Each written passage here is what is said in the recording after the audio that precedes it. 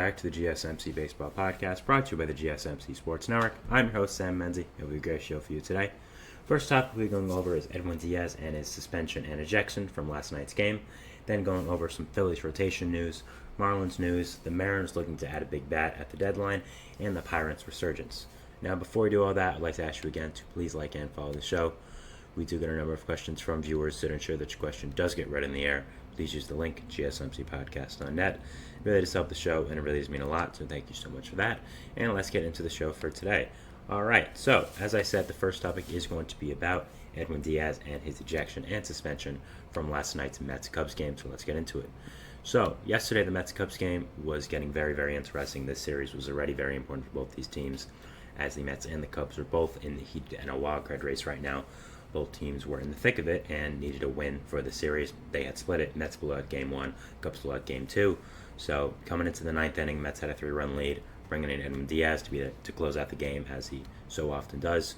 Didn't seem like anything out of the ordinary, but he was ejected before he threw out a pitch, and it was announced that he had been ejected for a foreign substance violation. Now, of course, this has been something that has been prevalent in baseball throughout the past few years now, with MLB cracking down on it since around 2019 and all that.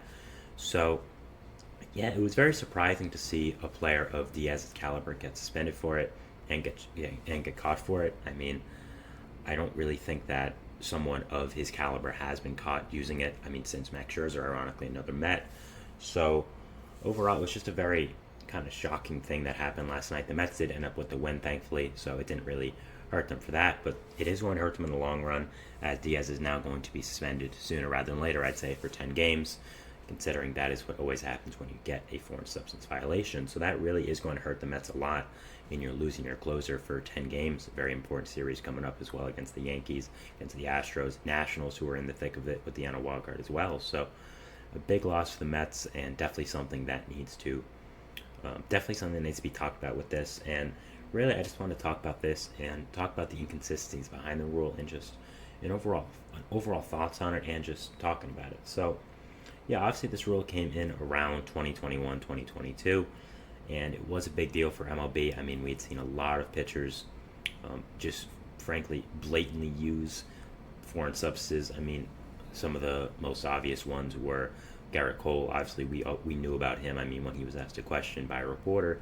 if he has used foreign substances ever, he basically crumbled down and had no idea what to say.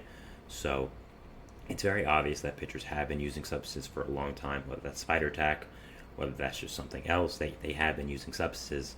And, I mean, Tyler Glasnow even admitted that he used it, and he thought that the rule was not great, and it was going to hurt a lot of pitchers' arms. So there was a lot of controversy around this rule, and it is going to continue now for the next 2 weeks or so because of this Diaz suspension and ejection, and where the Mets and baseball will go on from now. So there's just a lot of things I don't get about the rule, and a lot of things that don't make sense. I mean, for some players, you just get ejected. I mean, we saw with Max Scherzer that back a few years ago when he was obviously with the Mets, he was using something, whether it was too much rosin or spider tack or something like that. He was using a lot, and the umpire saw it and said, "You're ejected." And Scherzer went crazy, saying, "No, it's just sweat and rosin. It's just sweat and rosin." And he basically had, he basically went crazy after the game, talking to reporters, and I think he had a lot of right to. It was just an unfortunate situation. And the thing as well was, you look at another situation like Clark Schmidt of the Yankees or Domingo Germán of the Yankees. They were both caught with foreign substances, and they had the opportunity to wash their hands before they went out and were given a second chance, quote unquote. So there's just a lot of inconsistencies within this rule, a lot of times where it just doesn't make any sense, honestly. And I think MLB needs to figure it out, because it is a big part of our game. It is going to be a big part of our game going forward. And it is something that we definitely need to figure out the rule behind and just make sure we get it fully down to a T if we're going to enforce it as much as we are. I mean, Diaz, I think, knew he was in trouble right away, as an umpire felt his hand, felt his glove, and was like, no, hold up, you're not just going straight to the mound. Brought the other umpires in, and I think at that point, everyone who was watching on the field was like, oh no, he's about to get ejected. And the thing is, when you're doing this, you have to be 100% sure. And this is not just some June game where the Rockies are playing the A's. No, this is Mets Cubs Sunday Night Baseball with Edwin Diaz, one of the most electric players in our game. I would some would argue a face of the game with all he did for baseball back in 2022 with his introduction that brought so many fans to the game. So you have to be extra sure because of the publicity you are going to get with a situation like this. And I'm just not sure if that was followed. I mean, Diaz has maintained the fact that he was not using anything illegal. He was just using sweat and rosin and a little bit of dirt, like he always does, like a lot of pitchers do. And instead, the umpires basically say, no, you're lying. You were using foreign substances. We checked a lot of hands. We checked a lot of gloves. Yours was very, very sticky, and it was not up to the limit. It was not up to the legal amount that you could use. And, that's just kind of it. And Diaz really can't do anything about it. He'll be suspended for 10 games. And in a very important stretch for the Mets coming up to the All-Star break, that is going to be something that really is going to affect them. A starting pitcher getting suspended, of course, is still bad. I mean, you look at the Astros, Ronald Blanco was suspended for them, who was a big part of their rotation. He was suspended, so of course that's a big deal. But a closer is pretty significant more because a starting pitcher, it's only 10 games. That's 2 starts, maybe even 1 if you only pitch 6 days or so. So with Diaz, he pitches probably every other day, and he pitches sometimes 2 days in a row if the Mets have a lead. So you're now losing him for 10 days, a real 10 days, because he's not a starting pitcher. He's a closer, a reliever, who doesn't start. So you're missing him for 10 real days. You now have 1 less bullpen arm for 10 days. So you only have 6 bullpen arms now for a 10-game stretch against teams like the Astros, the Nationals, the Yankees. That's really tough. So I just think there's a lot of inconsistencies with this rule, and you really have to figure it out. I don't understand how a player as important to a team as Diaz, or just any player at all, can be ejected for using something that's legal. Sweat and rosin is legal. It is completely legal by MLB. I'd say almost every single pitcher uses it. And the fact that you can get ejected for it because you're using too much of it is blatantly insane to me, and I think that we need to figure out the rule. Okay, are you going to put a limit on how much rosin and sweat a pitcher can use, or is it just spider tack, a legal substance like that? So I think there are a lot of inconsistencies with this rule. I think you have to figure it out if you're going to enforce it on players like Diaz, and because let's be honest, when you enforce this rule on a guy like Diaz, you know the publicity that's going to get. You know there's going to be a lot of media around it because he is such a high-profile player, and it was such an important game. Again, if the Rockies closer was playing the A's and got ejected in the 9th inning for 10 games, I'm sure people wouldn't have this much reaction. Maybe they'd have for a few hours or so, but when you're ejecting a guy like Diaz on a team like the Mets on Sunday Night Baseball, there's going to be a lot of talk around it.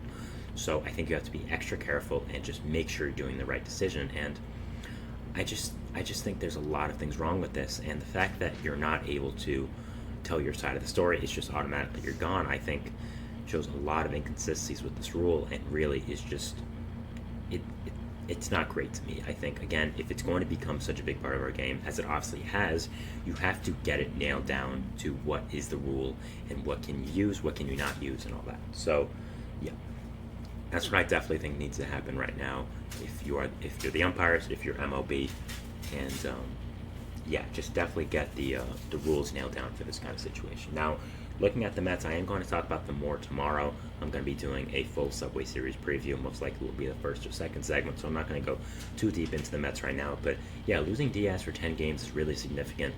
It's not just losing Diaz, which of course is awful, but also you can't bring up anyone to replace him, which the rule is suspension. So you're now only going to have 6 relief pitchers for this 10-game stretch against some really tough teams. Drew Smith, one of the Mets' other relievers who pitched in high leverage, looked like he was fighting an injury in the 9th inning last game as well, so that could be something that really does hurt them. So, yeah, just overall is a disaster right now, and if he really wasn't using anything illegal and it was just sweat and rosin, I think that this is really just a tremendous loss by MLB.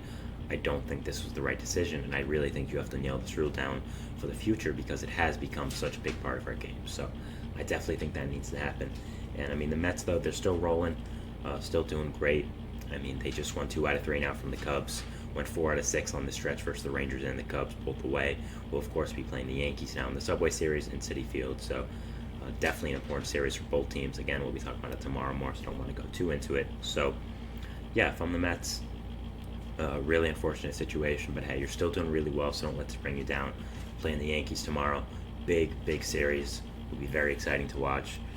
And so that was it for our first segment here, talking about Edwin Diaz and his ejection and suspension from the Mets game for an illegal substances violation. We're going to our second segment here, which is going to be talking about the Marlins and some overall news involving them. So, I think I messed up the segment 2 and segment 3 text here, so I'll fix that. But, so we'll see you after the break. So thanks, and bye. I feel like I'm losing my mind. Is everybody in the world blind? Please, Lord, give me a sign.